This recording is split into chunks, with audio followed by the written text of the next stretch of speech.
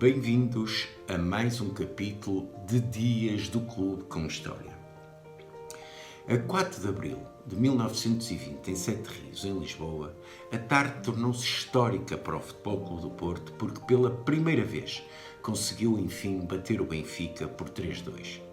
Em tão épico escrevia-se no 1º de janeiro. O nosso campeão venceu o fortíssimo agrupamento da capital por 3-2. É um resultado que deve animar extremamente os nossos amadores de futebol, amigos da sua terra.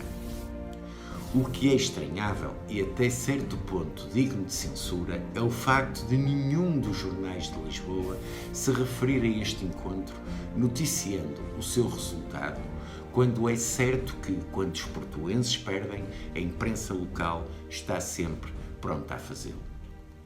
A verdade, porém, é que desta vez, e em campo estranho, o Futebol Clube do Porto conseguiu vencer o Benfica numa luta renhida e interessante, na qual foi necessário empenhar todos os esforços e energias. O Benfica apresentou-se com o seu melhor núcleo de jogadores, o que torna a vitória do Futebol Clube do Porto duplamente honrosa. A assistência, que era numerosa, reconheceu o valor da equipa portuense e manifestou-lhe, por vezes, a sua empatia.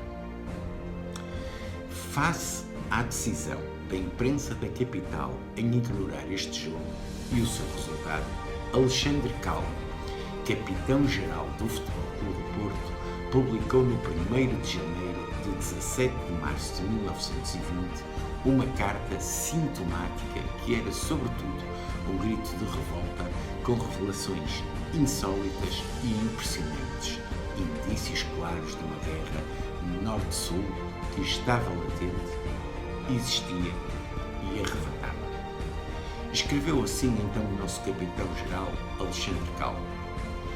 Quero frisar que os jogadores do Futebol Clube do Porto não só se portaram de uma maneira brilhante em ambos os desafios, contra o Império e contra o Benfica, como foram também extremamente corretos para com os seus adversários e para o público, não tendo abandonado o campo de jogo no decorrer da segunda parte do primeiro desafio por uma vontade, mas sim porque o público se manifestou ruidosamente e invadiu o campo, não consentindo a continuação do jogo contra o Império.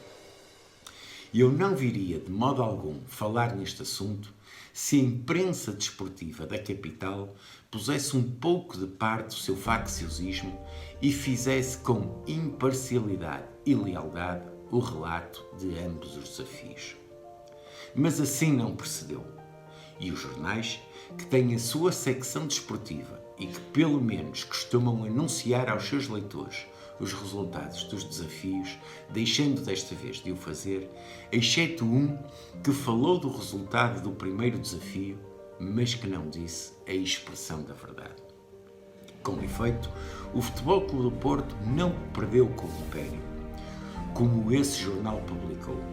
Se tivesse contado os factos como eles se passaram, deveria ter dito que o jogo entre o Futebol Clube do Porto e o Império não chegou a terminar porque o público, indignado principalmente com a arbitragem, protestou ruidosamente, incitando os jogadores a abandonar o campo, sendo este logo a seguir invadido pela assistência, não consentindo que o jogo continuasse e aclamando com entusiasmo os jogadores portuenses, sendo até o guarda-redes levado ao colo pela multidão que delirantemente o ovacionava.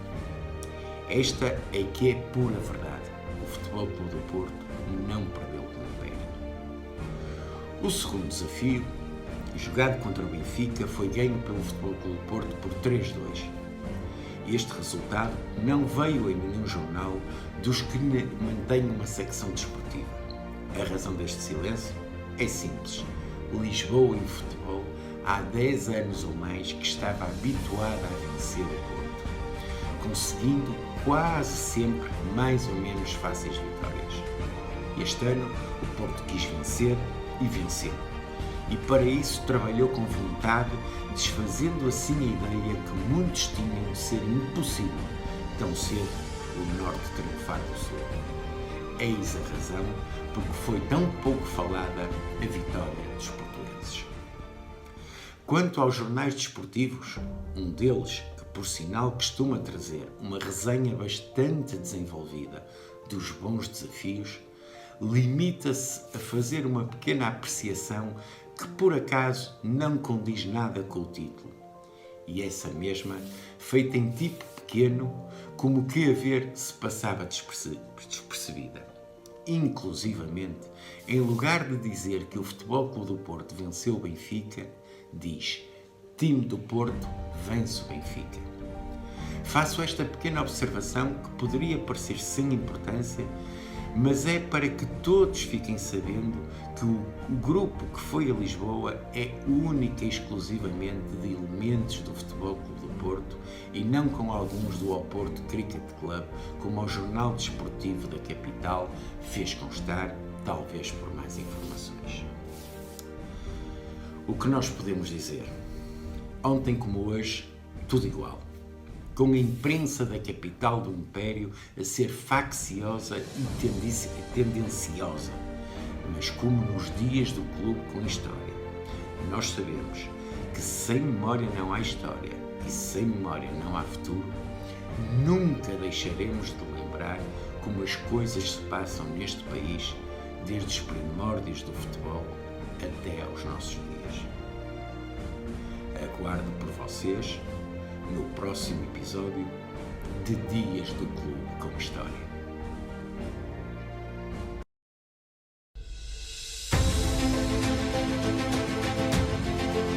O portista vive, subsiste, é eterno. O portista sente, sofre, luta. O portista quer, pede e exige. O portista junta, acumula e ganha. Numa simbiose perfeita com a personalidade de cada um, o portista é educado, aprende, é formado e torna-se melhor. Como pessoa, como homem e como... Se és um super portista, junta-te a nós.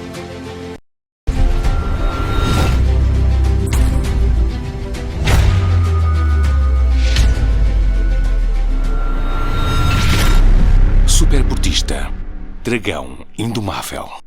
Visita-nos em superportista.pt e superportista.com.